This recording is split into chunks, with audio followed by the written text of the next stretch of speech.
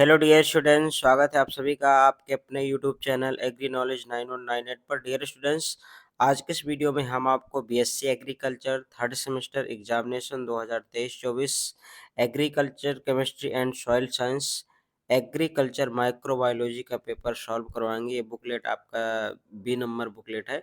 तो dear students, आप सभी के लिए बहुत ही मोस्ट इम्पॉर्टेंट वीडियो होने वाला है। यदि आपके विश्वविद्यालय में ऑब्जेक्टिव पेपर होता है तो आपके लिए मोस्ट इम्पॉर्टेंट वीडियो है। चाहे आप जिस भी विश्वविद्यालय के स्टूडेंट हो, राजा महेंद्र प्रताप सिंह राज विश्वविद्यालय अलीगढ़ के स्टूडेंट है, या आप कानपुर विश्वविद्यालय के स्टूडेंट है, बुंदेलखंड विश्वविद्यालय के स्टूडेंट है, बरेली के स्टूडेंट हैं, या किसी भी दिल्ली यूनिवर्सिटी के हैं, जहाँ भी ऑब्जेक्टिव जिस भी विश्वविद्यालय में ऑब्जेक्टिव या एमसीक्यू टाइप क्वेश्चंस होते हैं, उन सभी के लिए डियर स्टूडेंट्स ये मोस्ट इम्पॉर्टेंट वीडियो होने वाला है। तो डियर स्टूडेंट्स, यदि आप हमारे चैनल पे नए हैं तो चैनल को सब्सक्राइब करें और वीडियो को लाइक ज़रूर कर दें, क्योंकि आप लोग लाइक नहीं करते हैं ना, तो वीडियो लाइक कर दीजिए। चलिए फटाफट सब लोग। तो डियर स्टूडेंट, इसके पहले भी हमने बीएससी एग्रीकल्चर के जितने भी आपके पेपर होते हैं थर्ड सेम में, तो सारे पेपर हम आपको सॉल्व करवा चुके हैं। आप हमारे इसी चैनल एग्री नॉलेज 9198 पर देख सकते हैं। जैसे ही आप चैनल को सब्सक्राइब करेंगे तो बीएससी एजी थर्ड सेम के नाम से आपका प्लेलिस्ट बना दिया है, वहाँ पे सारे पेपर आपको मिल जाएंगे। जितने भी ओल्ड पेपर हैं सारे पेपर हमने सॉल्व करा दिया है। तो चलिए देखते हैं आज का फर्स्ट क्वेश्चन क्या है। तो आज का फर्स्ट क्वेश्चन क्या है, माइकोराजा पौधे के किस भाग से संबंधित है। तो ये किस भाग से संबंधित है, रूट से। तो डियर स्टूडेंट, जैसे हम ये आपके इस पे कई तरह के निशान लगे तो आप इनको न माने, क्योंकि एक स्टूडेंट का पेपर है ना, तो जो हम जैसे आपको ऐसे टिक करके बताएं वही इसका आंसर होगा, है ना। चलिए अगला देखते हैं। नेक्स्ट क्वेश्चन है आपका, सभी जीवाणु किस जगत में आते हैं। तो किस जगत में आते हैं, मुनेरा जगत में आते हैं। ऑप्शन नंबर ए इसका करेक्ट आंसर है। अगला देखेंगे आप डियर स्टूडेंट्स। अगला क्वेश्चन है आपका, जैव विविधता में कौन सी प्रजाति सर्वाधिक संख्या प्रदर्शित करती है। तो इसका जो आपका आंसर होगा fungi. Option number B correct answer होगा। अगला क्वेश्चन से देखेंगे डियर स्टूडेंट्स, मृदा सूक्ष्म जीव सबसे अधिक सक्रिय होते हैं। तो इसका option number C correct answer होगा, 34 से 36 डिग्री सेल्सियस पर। अगला क्वेश्चन आप देखेंगे, मृदा कार्बनिक पदार्थ एक अच्छा संकेतक है। तो इसका जो आंसर होगा उपरोक्त सभी होगा। जो इसका राइट आंसर क्या होगा, उपरोक्त सभी, यानी जैव स्वास्थ्य, रासायनिक स्वास्थ्य, शारीरिक स्वास्थ्य, तो ये सभी इसका राइट आंसर क्या होगा, option number D correct answer होगा। तो डियर स्टूडेंट्स, अगला क्वेश्चन से देखेंगे, ग्रीन हाउस गैसों में शामिल है। तो ग्रीन हाउस गैसों में कौन सी शामिल है, ये सभी जितनी भी गैसें हैं सभी शामिल है। तो ऑप्शन नंबर आपका डी यहाँ पे राइट होगा। अगला देखेंगे, निम्नलिखित में से कौन सल्फर को सल्फेट में ऑक्सीकरण करने में सक्षम है। तो इसका जो राइट आंसर होगा थियोबैसिलस थियोऑक्सीडेंस ऑक्सीडेंस, ये इसका ऑप्शन नंबर एक करेक्ट आंसर होगा। अगला देखेंगे डियर स्टूडेंट्स, आप क्वेश्चन नंबर 8 को देखेंगे, मृदा में शैवालों की जनसंख्या जीवाणु या कवक की तुलना में क्या होती है। तो आमतौर पर कम होती है। तो यहाँ पे ऑप्शन नंबर आपका कौन सा सही होगा, ऑप्शन नंबर ए सही होगा। तो डियर स्टूडेंट, देख रहे होंगे मोस्ट इम्पॉर्टेंट क्वेश्चन है। यदि आप बीएससी एग्रीकल्चर थर्ड सेमेस्टर के स्टूडेंट हैं, आपको 2024-25 में एग्जाम देना है, तो आपके लिए मोस्ट इम्पॉर्टेंट वीडियो है। इस पेपर से आपके एग्जाम में 100% क्वेश्चन पूछे जाएंगे। आपको एक क्वेश्चन अच्छे से तैयार करना है। और हमने 2022-23 का जो पेपर है वो भी सॉल्व करा दिया है पहले से ही, तो आप उसको भी ज़रूर देखें, क्योंकि उससे भी क्वेश्चन पूछे जाएंगे आपके एग्जाम में। तो ये अच्छे से आपको सारे क्वेश्चन आना चाहिए। आप पेपर के जब तक एग्ज़ाम से पहले पहले आपको 2 से 3 बार इसको अच्छे से इन सारे क्वेश्चंस को रिवाइज कर लेना, तभी आप वहाँ जाके सही कर पाएंगे। चलिए अगला देखते हैं हम। अगला क्या है, नाइट्रेट का गैसीय नाइट्रोजन में परिवर्तन कहलाता है। तो इसका जो परिवर्तन कहलाता है विनाइट्रीकरण। ऑप्शन नंबर बी यहाँ पे राइट आंसर होगा। अगला है आपका, नत्रजन स्थिरीकरण की प्रक्रिया निम्नलिखित में से कौन से जीव शामिल है, कौन सा जीव शामिल है। तो इसका जो राइट आंसर होगा आपका ऑप्शन नंबर सी यहाँ पे सही होगा, असहजीवी तथा सहजीवी सूक्ष्मजीव दोनों।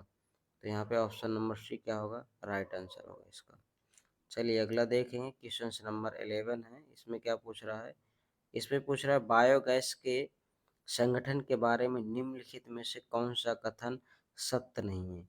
ये पूछ रहा है सत्य नहीं है, तो जो इसका आंसर होगा आपका ऑप्शन नंबर सी होगा, करेक्ट आंसर है। क्या होगा इसमें, यहाँ पे option number C correct answer होगा। इसमें O2 तथा Cl2 के अंश भी शामिल हैं, क्लोरीन के अंश भी शामिल हैं, तो ये आपका ऑप्शन नंबर सी यहाँ पे राइट आंसर होगा। अगला है आपका, कौन सी फसलें नाइट्रोजन स्थिरीकरण में शामिल हैं। तो नाइट्रोजन स्थिरीकरण में कौन से शामिल हैं, ये सभी हैं। यहाँ पे अल्फाल्फा, सोयाबीन, बीन तथा ल्यूपिन, यानी सभी में नाइट्रोजन फिक्सेशन होता है। तो यहाँ पे ऑप्शन नंबर डी यहाँ पे राइट होगा, option number D correct answer होगा। अगला है क्वेश्चन आपका, नाइट्रोजन स्थिरीकरण करने वाला नील हरित शैवाल है। तो इसका जो राइट आंसर होगा ऑप्शन नंबर आपका डी करेक्ट आंसर होगा। चलिए अगला देखेंगे हम, जलीय फर्ण जो एक उत्कृष्ट जैव उर्वरक है। तो इसका राइट आंसर होगा आपका ऑप्शन नंबर सी, एजोला। अगला है क्वेश्चन, एक स्वतंत्र जीवी नाइट्रोजन स्थिरीकरण जीवाणु है। तो इसका जो राइट आंसर होगा आपका ऑप्शन नंबर डी होगा, option number D, A and B दोनों। चलिए अगला देखेंगे, पावर तथा खाद दोनों से प्रदान किया जाता है। तो पावर और खाद के द्वारा क्या किया जाता है, बायोगैस संयंत्र, ऑप्शन नंबर यहाँ पे सी राइट आंसर होगा इस क्वेश्चन का। अगला है आपका, लेग हीमोग्लोबिन में पाया जाता है। तो क्या पाया जाता है, फलियों की जड़ों की गांठों में पाया जाता है। तो यहाँ पे ऑप्शन नंबर आपका ए बिल्कुल सही आंसर होगा इसका। तो अगला क्वेश्चन देखेंगे आप, माइकोराइजा शब्द के द्वारा दिया गया, माइकोराइजा जो शब्द है किसके द्वारा दिया गया, फ्रैंक, फ्रैंक के साइंटिस्ट हैं जिन्हीं के द्वारा ये शब्द क्या हुआ था, दिया गया था, किनके द्वारा, फ्रैंक के द्वारा। तो डियर स्टूडेंट्स, ये बहुत ही मोस्ट इम्पॉर्टेंट क्वेश्चंस हैं आपके एग्ज़ाम के लिए, आपके पेपर के लिए। तो आप इनको अच्छे से रिवाइज करें, और भी जितने भी सारे सब्जेक्ट के पेपर हैं हमने वो सारे जितने भी आपके पेपर होते हैं डाल दिए, आप वहाँ पे जाके देख सकते हैं। हमने प्लेलिस्ट बना दी है अलग अलग से। कई बार ऐसा होता है कि जो सब्जेक्ट आपका जैसे जेनेटिक्स है वो फर्स्ट में है यहाँ, तो आपके यहाँ हो सकता है वो थर्ड सेमेस्टर में हो, फोर्थ में हो। तो सब्जेक्ट वही रहता है, सेमेस्टरों में सिलेबस को थोड़ा आगे पीछे कर दिया जाता है ना। तो आप अपने अकॉर्डिंग देख लें जिस भी सेमेस्टर में आपका ये हो। अगला है आपका, राइजोस्फीयर के द्वारा दिया गया है। तो इसके द्वारा क्या दिया गया है आपका, किसने दिया था, हिल्टनर। तो ऑप्शन नंबर आपका यहाँ पे ए राइट आंसर होगा। अगला क्वेश्चन है, फास्फोरस घुलनशील सूक्ष्मजीव है। तो इसका राइट आंसर आपका option number A correct answer होगा। अगला देखेंगे, जीवाणु में कशाभिका को सक्षम बनाता है।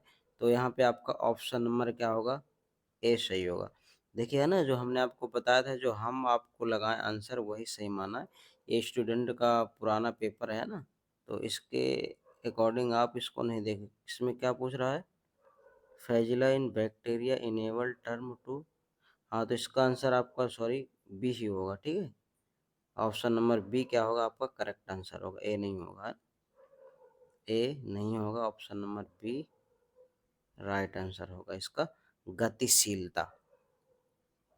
चलिए अगला देखते हैं, अगला क्या है, कार्बन चक्र में कौन सा कारक योगदान देता है। जो कार्बन चक्र में कौन सा योगदान देता है, तो यहाँ पे सभी देते हैं, तो ऑप्शन नंबर आपका डी सही हो जाएगा, ये सभी। अगला देखेंगे आप, कार्बन चक्र में जीवाणु का कार्य है। तो क्या है इसमें, कार्बन यौगिकों का टूटना। तो ऑप्शन नंबर ए आपका यहाँ पे राइट आंसर होगा। अगला देखेंगे आप, श्वसन और प्रकाश संश्लेषण इस प्रक्रिया के केंद्र हैं। तो ये कार्बन चक्र के हैं, ऑप्शन नंबर सी यहाँ पे राइट आंसर होगा आपका। अगला आप देखेंगे, सल्फर चक्र को किस नाम से जाना जाता है। तो इसको जैव भू रासायनिक चक्र के नाम से जाना जाता है। तो ऑप्शन नंबर सी यहाँ पे राइट आंसर होगा। अगला देखेंगे आप, फास्फोरस का प्राकृतिक भंडार कौन सा है। तो इसका क्या है, चट्टाने, ऑप्शन नंबर बी यहाँ पे राइट आंसर होगा। अगला देखेंगे आप, नाइट्राइट का नाइट्रेट में रूपांतरण के द्वारा होता है, तो नाइट्रोवेक्टर के द्वारा होता है। ऑप्शन नंबर आपका यहाँ पे सी सही होगा। अगला देखेंगे आप, अमोनिया का नाइट्रेट और फिर नाइट्रेट में परिवर्तन कहलाता है, तो ये क्या होता है, नाइट्रीकरण। ऑप्शन नंबर सी इसका भी राइट आंसर होगा। तो डियर स्टूडेंट्स, आप फटाफट वीडियो को लाइक कर दीजिए, है ना। आप लोग लाइक करने में भी कंजूसी करते हैं, जैसे आपको पैसा देना पड़े। इतनी मेहनत से आपके लिए वीडियो बनाते हैं, तो आपका इतना तो फर्ज बनता है ना कि आप लाइक करें और वीडियो को शेयर करें। ठीक है, चलिए आप लोगों ने लाइक और शेयर कर दिया होगा। चलिए अगला देखते हैं, कोशिका संपर्क के माध्यम से दाता से ग्राही जीवाणु तथा आनुवांशिक पदार्थ के रूपांतरण रूपांतरण को कहा जाता है। तो क्या कहा जाता है इसको, संयुग्मन। ऑप्शन नंबर सी यहाँ पे राइट आंसर होगा। अगला क्वेश्चन आप देखेंगे, क्वेश्चन नंबर क्या है, 13 में देखेंगे, विषाणु के माध्यम से जीवाणु में आनुवांशिक पदार्थ का रूपांतरण कहलाता है, तो पारगमन कहलाता है। ऑप्शन नंबर यहाँ पे ए सही होगा। अगला देखेंगे आप, जीवाणु सेक्स कारक है, तो कैसा है, एफ फैक्टर यानी एफ कारक। ऑप्शन नंबर ए सही होगा यहाँ पे। अगला देखेंगे आप, पारगमन की खोज के द्वारा की गई थी, किसके द्वारा की गई थी, जिंडर तथा लेडर वर्ग के द्वारा की गई थी। ऑप्शन नंबर ए यहाँ पे सही होगा। अगला क्वेश्चन से आप देखेंगे, निम्नलिखित में से बायोडीजल के कौन से लाभ हैं। तो बायोडीजल के कौन से लाभ हैं, ये सभी लाभ हैं जितने भी आपके ऊपर दिए हुए हैं, तो यहाँ पे ऑप्शन नंबर डी आपका सही हो जाएगा। अगला देखेंगे आप, बायोगैस के मुख्य अवयव हैं, तो यहाँ पे क्या होगा आपका, methane. Option number C right answer होगा। अगला देखेंगे आप, प्राकृतिक कार्बनिक पदार्थों में संचलित ऊर्जा संसाधन कहलाते हैं, तो इसको हम जीवाश्म ईंधन के रूप में करेंगे। अगला क्वेश्चन से आपका, जैव उपचार है, तो जैव उपचार है, तो इसका जो राइट आंसर होगा ऑप्शन नंबर सी, पर्यावरण प्रदूषकों को नष्ट करने के लिए, तो ऑप्शन नंबर सी क्या होगा, राइट आंसर होगा इसका। अगला क्वेश्चन से देखेंगे आप, वर्मी कंपोस्ट के लिए आवश्यक नमी स्तर किसके बीच होना चाहिए, तो 70 से 80% के बीच होना चाहिए, तो ऑप्शन नंबर सी यहाँ पे राइट आंसर होगा। अगला देखेंगे आप, निम्नलिखित में से कौन सा कंपोस्टिंग बनाने के लिए सबसे अच्छे कीड़े हैं, तो इसका जो आंसर होगा आपका, लाल wigglers. Option number C right answer होगा। अगला क्वेश्चन से आप देखेंगे, निम्नलिखित में से किसका उपयोग क्लोरोडो बीटल के विरुद्ध कवक कीटनाशक के रूप में किया जाता है, तो ब्यूवेरिया बेसियाना। ऑप्शन नंबर आपका ए यहाँ पे राइट आंसर होगा। अगला क्वेश्चन आप देखेंगे, निम्नलिखित में से कौन सा नत्रजन स्थिरीकरण एक्टिनोमाइसीटस है, तो इसका जो आंसर है, फ्रेंकिया। ऑप्शन नंबर सी यहाँ पे राइट आंसर होगा।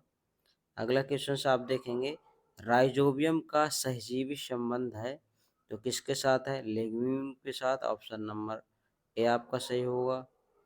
अगला देखेंगे आप क्वेश्चन, फाइलोस्फीयर में सूक्ष्म जीव समुदाय का मुख्य कार्य क्या है, तो इसमें से ये सभी है, तो ऑप्शन नंबर आपका डी यहाँ पे सही हो जाएगा। अगला क्वेश्चन आप देखेंगे, निम्नलिखित में से कौन सी ग्रीन हाउस गैस नहीं है, तो ध्यान दें यहाँ पे ये पूछा है ग्रीन हाउस गैस नहीं है, तो यहाँ पे नाइट्रोजन होगा, नाइट्रोजन ग्रीन हाउस गैस नहीं है, तो सी सही होगा इसका।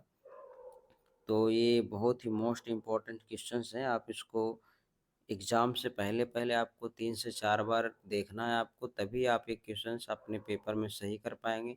अगर आप एक बार देखेंगे तो आपको ढेर सारा कन्फ्यूजन रहेगा, आप वहाँ पे क्वेश्चन सही नहीं कर पाएंगे, तो आपको 2 से 3 बार पेपर के पहले पहले देखना है। यदि आपने चैनल को सब्सक्राइब नहीं किया तो चैनल सब्सक्राइब कर लीजिए, क्योंकि अभी हम इसके जो मोस्ट इम्पॉर्टेंट क्वेश्चंस है सभी सब्जेक्ट के, जितने भी आपके सब्जेक्ट हैं सभी सब्जेक्ट के मोस्ट इम्पॉर्टेंट क्वेश्चंस की वीडियो भी डालेंगे।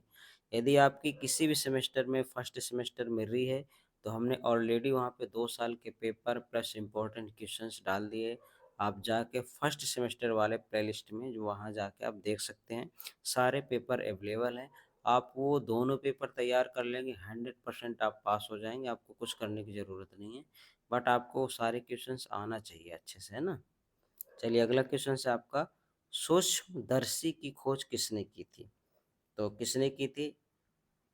एंटनी ल्यूविन हॉक ने की थी। तो ऑप्शन नंबर आपका ए सही होगा। अगला क्वेश्चन से आपका, प्रकाश संश्लेषण जीवाणु कौन सा है? तो प्रकाश संश्लेषण जीवाणु कौन सा है, तो ये आप सब जानते होंगे ना। तो इसका आंसर आपको बताना है, प्रकाश संश्लेषण जीवाणु कौन सा है। इसका आप आंसर हमें कमेंट करके बताएंगे, ठीक है, 45 नंबर का। अगला क्वेश्चन से आपका, कोकाई बैक्टीरिया का आकार है, तो इसका कैसा आकार होता है? गोल आकार होता है। Option number B right answer होगा। अगला देखेंगे आप, प्रोकैरियोटिक कोशिका पाई जाती है तो जीवाणुओं में। ऑप्शन नंबर सी यहाँ पे राइट आंसर होगा। अगला देखेंगे आप, माइक्रोस्कोप का ऑप्टिकल भाग कौन सा नहीं है, ठीक है। तो माइक ये ऑप्शन नंबर डी, ये सारे उसमें माइक्रोस्कोप में होते हैं, ये स्टेज नहीं होता, तो ऑप्शन नंबर डी यहाँ पे सही आंसर होगा इसका। चलिए अगला है आपका, एजोला एक क्या फर्न है? तो ऑप्शन नंबर ए यहाँ पे राइट आंसर होगा। ऑप्शन नंबर ए क्या होगा? बिल्कुल करेक्ट आंसर होगा इसका। चलिए डियर स्टूडेंट्स, अगला क्वेश्चन से देखेंगे, क्वेश्चन नंबर 50, जीवाणु की खोज किसने की थी? तो एंटी वॉन ल्यूविन हॉक ने की थी। तो ऑप्शन नंबर आपका ए सही होगा यहाँ पे। अगला क्वेश्चन से देखेंगे आप, ग्राम स्टेनिंग विधि की खोज किसके द्वारा की गई थी? तो क्रिश्चियन ग्राम के द्वारा की गई थी। तो यहाँ पे ऑप्शन नंबर आपका बी राइट आंसर होगा। अगला क्वेश्चन देखेंगे आप, ग्राम स्टेनिंग के अनुसार बैक्टीरिया होते हैं, तो कितने प्रकार के होते हैं? 2 प्रकार के होते हैं। Option number A correct answer होगा। अगला क्वेश्चन से आपका, बीजीए का उपयोग किस फसल में किया जाता है? तो बीजीए का उपयोग किस फसल में किया जाता है? धान में किया जाता है। और धान का बोटेनिकल नेम क्या है? आप कमेंट करके बताएंगे, धान का, गेहूं का, मक्का का, तीनों को आपको बोटेनिकल नेम कमेंट करके बताना है कि धान का बोटेनिकल नेम क्या है, गेहूं का बोटेनिकल नेम क्या है, और मक्का में एक पाई जाती है, आपको ये बताना है। चलिए मैं आपको ऑप्शन बता दे रहा हूँ। मक्का में प्रोटोगैनी पाई जाती है या प्रोटेंडरी पाई जाती है, ये आपको बताना है, ठीक है। कि मक्का में प्रोटोगैनी होता है, प्रोटेंडरी होता है। मैं आपको क्लास में कई बार बता चुका हूँ कि प्रोटेंडरी क्या है, प्रोटोगैनी क्या है, कि बाजरे में प्रोटोगैनी होता है या प्रोटेंडरी होता है, मक्के में क्या होता है, ये दोनों चीज़ बताइए आपको। तो आप कमेंट करके बताएं कि मक्का में कौन सी कंडीशन पाई होती है, प्रोटोगैनी या प्रोटेंडरी।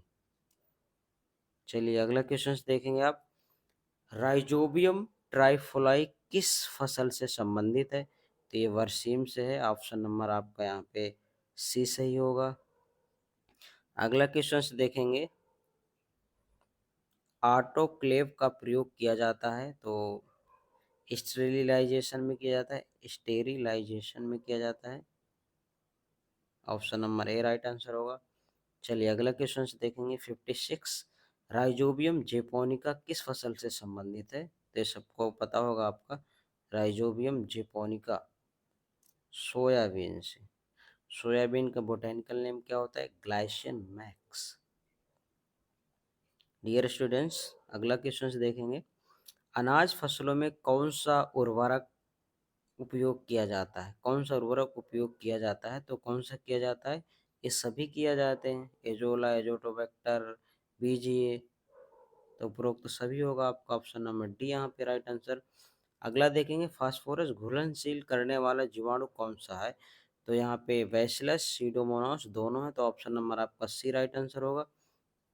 चलिए अगला क्वेश्चन से देखें, द्विखंडन एक है, तो ये क्या है आपका? अलैंगिक जनन, एसेक्सुअल रिप्रोडक्शन, तो बी नंबर आपका यहाँ पे option number B right answer होगा। अगला देखेंगे आप, बीजीए एक फसल में नाइट्रोजन स्थित करता है, तो 25 से 30 किलोग्राम प्रति हेक्टेयर ये नाइट्रोजन का स्थिर करता है, नाइट्रोजन का।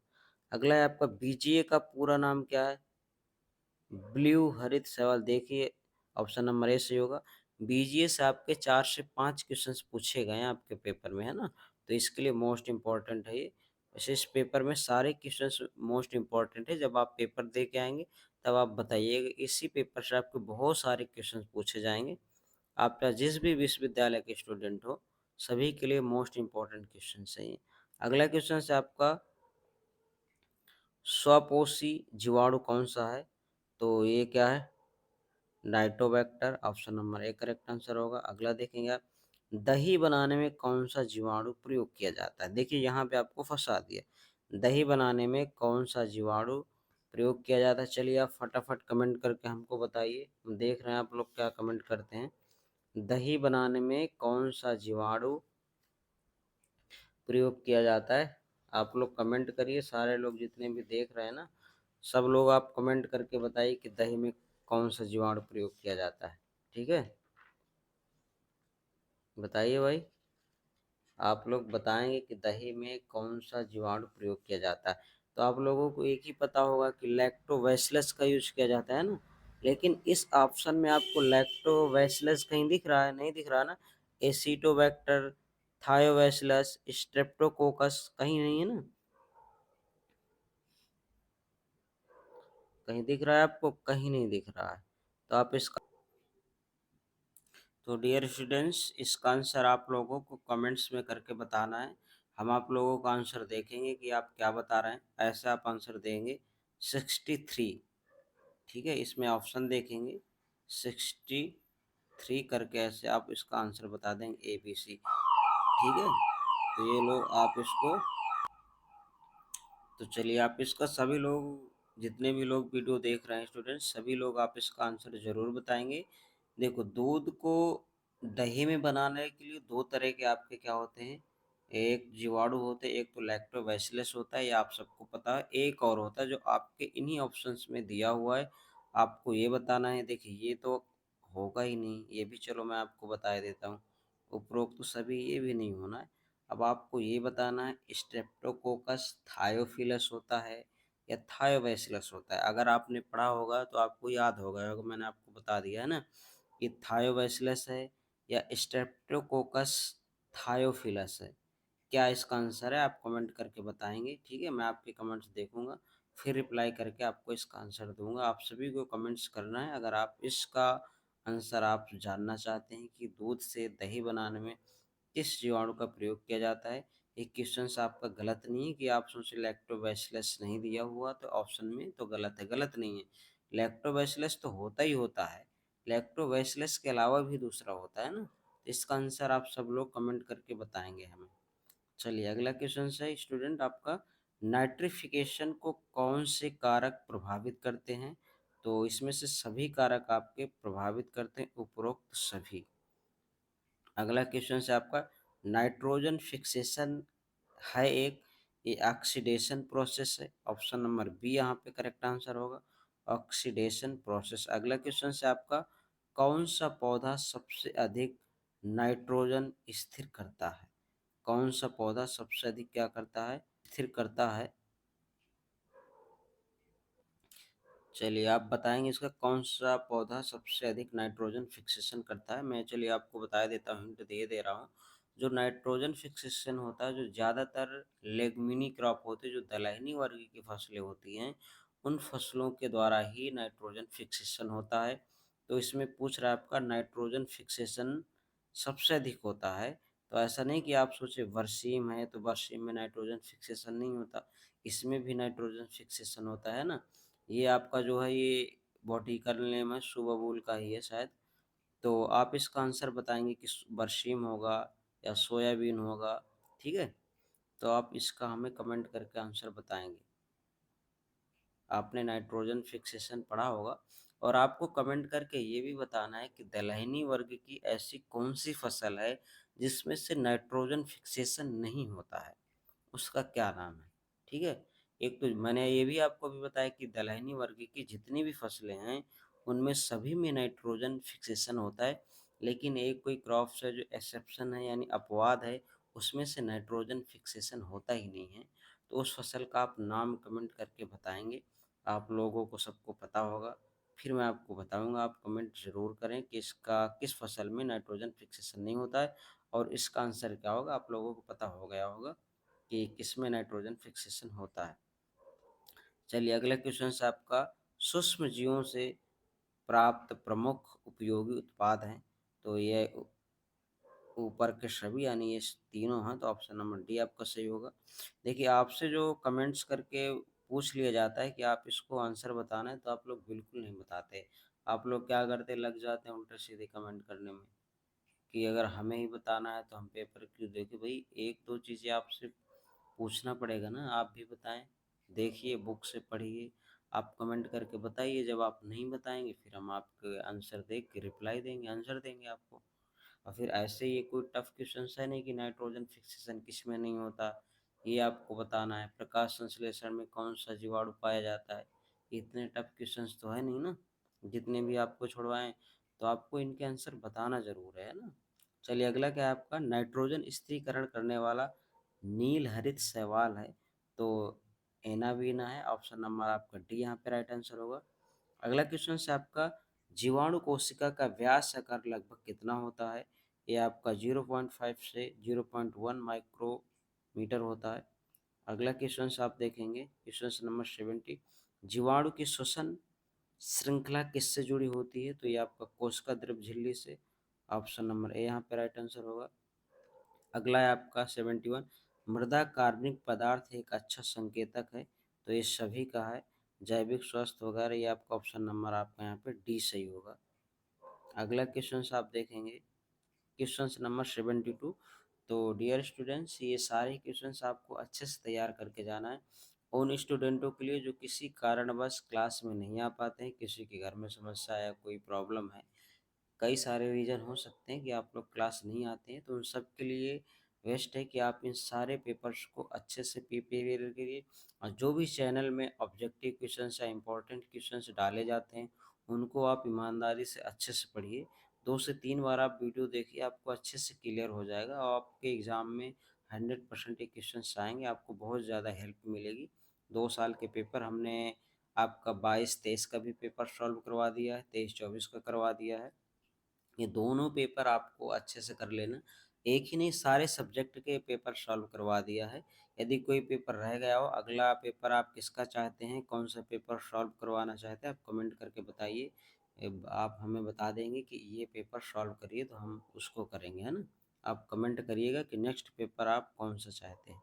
अगला क्वेश्चन है आपका, छड़ के आकार का जीवाणु कहते हैं, तो वैशली ऑप्शन नंबर यहाँ पे बी इसका राइट आंसर होगा। अगला क्वेश्चन है आपका, मृदा सूक्ष्मजीव विज्ञान के पिता कौन है। ये एस.एन. बीनाग्रास्की, तो option number C right answer होगा यहाँ पे। अगला क्वेश्चन है आपका, माइकोलॉजी के अध्ययन से संबंधित है, तो फंगस।